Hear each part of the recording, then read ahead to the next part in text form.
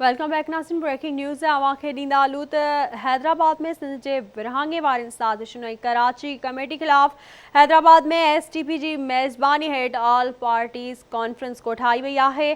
SUP, नवाज़ league, JUI, अवामी तहरीक, क़ौमी अवामी तहरीक, जमायत इस्लामी ऐं ॿियनि पार्टियुनि जा नुमाइंदा शरीक थिया आहिनि। ब्रेकिंग न्यूज़ अवांखे ॾींदा हलूं त हैदराबाद में सिंध जे विरहाङे वारनि साज़िशुनि ऐं कराची कमेटी ख़िलाफ़ STP जी मेज़बानी हेठि ऑल पार्टीज़ कॉन्फ्रेंस कोठाई वई आहे।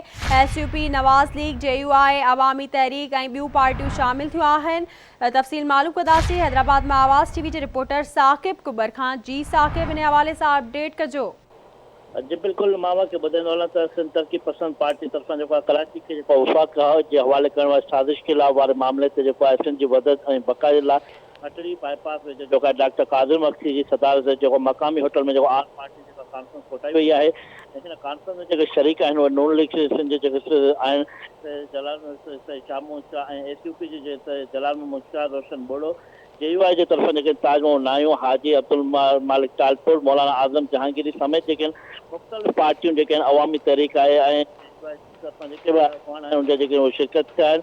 इन समेत मसां इहो ॿुधाईंदो हलां त जी अदीबनि, शाइरनि, इंसानी हक़ वारनि में तंज़ीमुनि शिरकत कई। जॾहिं त हिन पार्टी जो चवणु आहे त कॉन्फ्रेंस कोठाइण जी कलादाज़ूं जेके आहिनि त पाकिस्तान हिकु घणिकुड़ी क़ौम आहे, मुल्क आहे ऐं सिंधी, बलोच, पश्तून ऐं पंजाबी क़ौमुनि जे मादरे वतन ते मुश्तमिल आहे। जंहिं ते हिन जो चवणु हो त पाकिस्तान खे एतमाद ऐं कामयाबी सां हलाइण लाइ ज़रूरी आहे वफ़ाक़ी जमहूरी पार्लियामेंट निज़ाम जो जेको रस्तो जेको आहे उहो इख़्तियार करणु घुरिजे ऐं आइन जी बालादस्ती या बाइख़्तियार पार्लियामेंट ऐं आज़ादु अदलिया जे ज़रिए जो पाकिस्तान में समूरे मसइलनि जी कमज़ोरियुनि खे हल करे सघे थो। मां तव्हांखे इहो ॿुधाईंदो हलां त जेके हिन जो वधीक चवणु हो त जेके सिंध में जेके आहिनि उन्हनि पार्टियुनि खां मुतालबो कयो आहे त PTI, MQM ऐं पीपल्स पार्टी जे विच में जेका थियल जेका गठजोड़ आहे, कोऑर्डिनेशन जेका कमेटी जेका जोड़ी वई आहे उनखे फुलफोर ख़तमु करे वञे ऐं आइन जे मुताबिक़ हिन मुतालबो कयो आहे त वज़ीर आला सिंध खे बाइख़्तियार चीफ एग्जीक्यूटिव तस्लीम करे समूरा तरक़ियाती इंतज़ामी जेके कम आहिनि उहे सिंध हुकूमत जे दायरे वञनि त जीअं